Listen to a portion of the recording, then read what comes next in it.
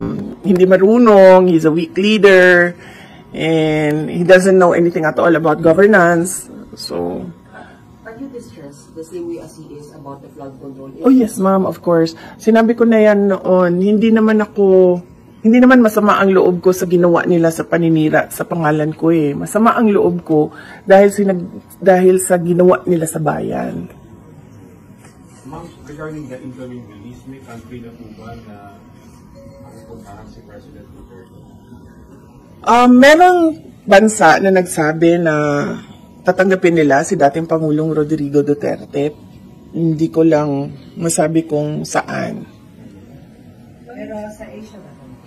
Hindi ko masabi kung saan, ma'am, kasi hindi ko masabi. Ma'am, yung reaction lang din sa mga lumalabas sa Senate hearings, allegations of bags of money being delivered po kila Congressman Zaldico, Congressman Romualdez. You have any reaction on that? Billions of money po?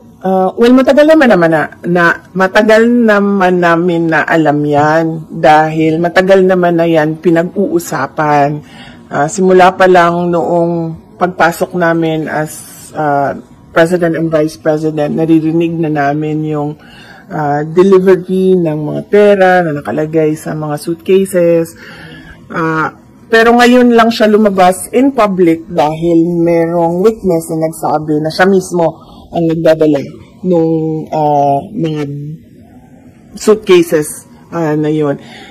Hindi siya odd for Martin Romualdez because he was already involved in heavy luggages doon sa Okada case. Kung maalala ninyo, doon sa State of Delaware case sa Amerika, nabanggit na yung pangalan niya doon at nabanggit na rin yung pangalan niya doon na tumatanggap ng pera na nakalagay sa luggages. So, ganun talaga yung modus nila.